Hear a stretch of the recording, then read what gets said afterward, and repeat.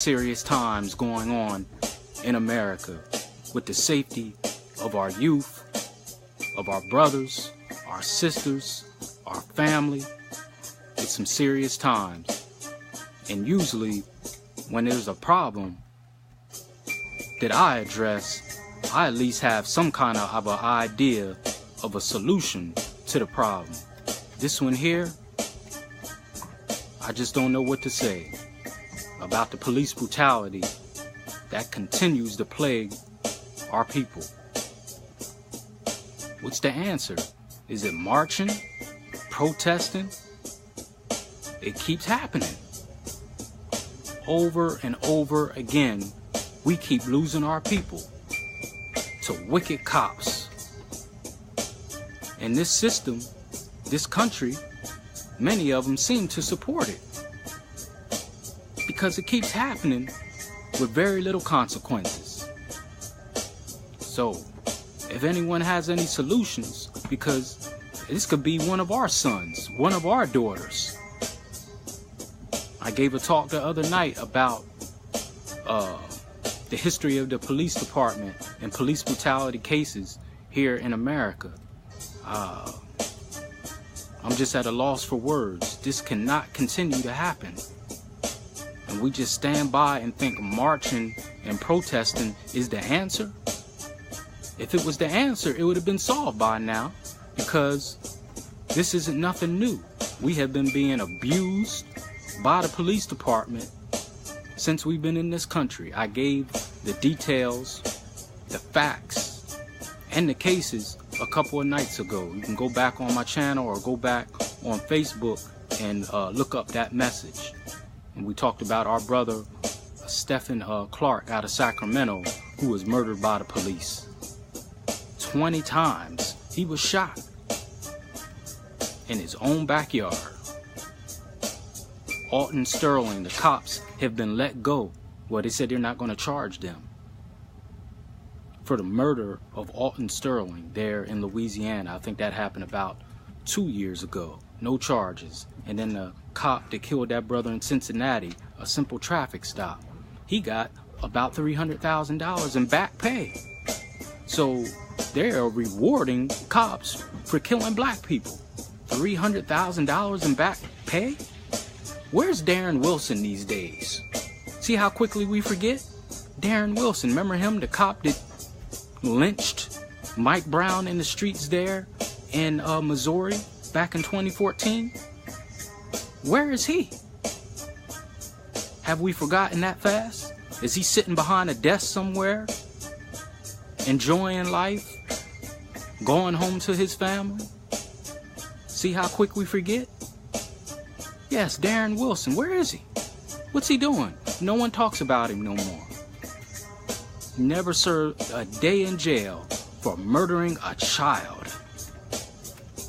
These people have no mercy. But that's not my topic tonight. But I had to start off. We have to keep bringing awareness, because this could be one of us. This could be one of our children. It could be our auntie, our mom. They take no mercy. They are slaughtering black people wherever we stand. So we have to be aware. And again, I don't have the solution to this, unfortunately, other to be aware, to be calm if you come in contact with them. And it's not foolproof. I talked about that the other night. It is not foolproof if you come into the contact with the police, that if you be calm. That's just my method, because I gave the example. That's my method, but it's not foolproof. Because Philando Castile was calm, remember? Remember him in Minnesota? Had a license for his gun, told the officer where his license was, tried to show him his license, and they murdered him right in front of his fiance and his 4-year-old daughter. Nothing's foolproof. Nothing's foolproof. Tonight's message is entitled A History of how black people got labeled with mental illness and being crazy in America. Again, tonight's message is entitled A History of How Black People Have Been Labeled Being Crazy and Mentally Insane in America. Many people have been called crazy. You may have called someone crazy. It's not a nice stigma to have. It's not a nice label to have. Peace, Sister Antoinette. Glad you could tune in. That's Dr. Brown there. So Dr. Brown, I'm sure with her experience, she knows about mental illness. So before I get started, I'm not saying mental illness doesn't exist. I'm a therapist, so I know mental illness exists. If you go back a couple days ago, I did a talk about the ACE study and survey. So go back and look at that. So we talked about the importance of mental health, knowing your history with mental health, especially in your family. So I'm not saying mental health and mental illness don't exist. I'm giving the history of how we were unjustifiably labeled with being crazy and insane. That's the purpose of the message. And because of that label and stigma, many of us are reluctant to get mental health treatment because of the long history and stigma of being labeled crazy, mentally ill, and insane. That's what I want to put into perspective tonight. Many of us will go to the doctor if our arm hurts, our leg hurts, our stomach hurts, our blood pressure is high. But how many times do you hear black people say, I'm going to go see my counselor. I'm going to go talk to my therapist. I'm not feeling too good mentally now. I'm in the dumps. How many of us do that? But many of the reluctance for that, it's a history of that. Knowingly or unknowingly, a lot of us are reluctant to go get mental health treatment. Why? Where did it come from? Where did that label come from that we're crazy and insane? And even before slavery, in biblical times, for those who read the Bible and the Quran, if you read it closely, it'll talk about how many of the prophets used to say, oh my Lord, they're saying I'm crazy because of the message that I'm bringing that you told me to bring. And the people said, oh, tales of the ancients. This isn't what our forefathers used to do. We're only doing what they used to do. What is this message that you're coming with? Talking about this is what the people were saying to the prophets. And the prophets was very reluctant to go forward their message because people were saying they were crazy. It's a very debilitating stigma and stereotype to have. Why? Why is it so debilitating? Because it's so debilitating because it takes away all your credibility if someone says you're crazy. This is the Hour of Power with Brother Sharif. We try to bring different messages to lift your mind, body, and soul. So let's get into it because I don't want to keep you long. Thank you for those who have tuned in. Please share this if you find this beneficial. Now, back in the 1840s, it was a doctor. For those who are listening, you might want to write this down. You might not hear this anywhere else. And we, the Hour of Power, this station, this channel, 95% of what I say is facts. It can be proven at no limit or time. Maybe 5% of what I say is what I think, how I feel. I don't have no notes here. I'm just speaking to you from the heart because I want it to be genuine. All right? So back in the 1840s, it was a doctor by the name of Dr. Samuel Morton. Write that down. Dr. Samuel Morton in the South. He was one of the first doctors, so to speak, physician. He was a scientist to say that genetically and through the skull, the structure of the skull, because he had a book called The Types of Skulls of Mankind. That was the name of his book.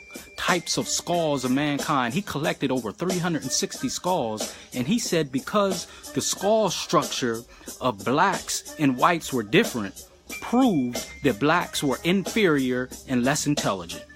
You're going to start seeing a pattern when I'm speaking here. Again, back in the 1840s, a doctor by the name of Dr. Samuel Morton said because of the skull structure of blacks and whites were different, proved that blacks were were inferior and less intelligent of whites. His name was Dr. Samuel Morton back in the 1840s. What was going on in the 1840s? Slavery. Slavery was still in full effect. We were already here for 300 plus years. So could you imagine that stigma already going on with the systemic racism? And now he's introducing scientific racism. We often hear about, oh, well, they wouldn't give me a mortgage. They wouldn't give me a car loan. They wouldn't give me this or that. In present day, that's political economic racism. But how many times do we hear the term scientific racism? How many times do we hear the term scientific racism, and how many of us actually know what it is and how they used it? So this Dr. Samuel Morton put it on the map. He was one of the first ones to say blacks were inferior to whites because of our skull structure. After him in the 1840s came another doctor who was a student of Dr. Samuel Morton, a man by the name of Dr. Joshua Knox. He was born in 1799, but he started his being a doctor and a scientist in the mid-1840s after Dr. Samuel Morton. He was actually a student of Dr. Samuel Morton. His name is Dr. Joshua Knox. He had a book, write this down, and big ups to Biggie, man. Big ups to Biggie. May he rest in peace. Dr. Joshua Knox came out with a book entitled Types of Mankind. Write that down. Types of Mankind. He also said because of the skull structure of blacks and other body parts on blacks, it proved that we were less intelligent and inferior. He even went to the extent, this Dr. Joshua Knox, to say because of the ligaments were longer and different in our legs, it said that because of the ligaments was different in our legs, it proved that we were what he called submissive knee benders, that we should bow down to white people. And he said we were hypersexual. This is what Dr. Joshua Knox said, who was a student of Dr. Samuel Morton. Again, he had a book. You can still get this book. It's called Types of Mankind. He said we were less intelligent, inferior, and because of the ligaments in our legs were different, it proved that we should bow down to white people and be what you call submissive knee benders. This is Dr. Joshua Knox in the South, and he was spreading this false dogma, going to different plantations, selling this false narrative to different plantation owners, and I'm explaining that more. See, they do things in stages to sell it to you. Whatever the lie and the misnomer and the false narrative is, they just don't dump it on you at all one time. They do it in stages. In stages. Today we call it brainwashing. So this is what they were doing back then. So now you got Dr. Samuel Morton with his book and his collecting of skulls. Then after him, Dr. Joshua Knox with his book, Types of Mankind, saying we were less inferior, less intelligent, hypersexual. All right? Now, in Louisiana and in Alabama, in the 1850s, 1851 to be exact, it was a doctor. He's probably one of the worst ones out of all of them. Write his name down. His name is Dr. Samuel Cartwright. Dr. Samuel Cartwright, in 1851, he came out with a plethora of articles, and then he came out with a book called The Physical Peculiarities and Differences of the Negro Race. A book that you can still get. I'm going to say it again. His name was Dr. Samuel Cartwright. In 1851, came out with a plethora of articles and came out with a book entitled The Physical Peculiarities of the Negro Race. In this book, he said blacks were inferior, hypersexual, they couldn't survive in America without the supervision of whites, and he even invented, now here's where the mental illness is coming in. Please listen to me, family, and please share this. Now this is where the illness came in. First, the first two doctors, Joshua Knott and Dr. Samuel Cartwright, said we were inferior with the with the skull structure prove we are inferior. Now, Dr. Samuel Cartwright in 1851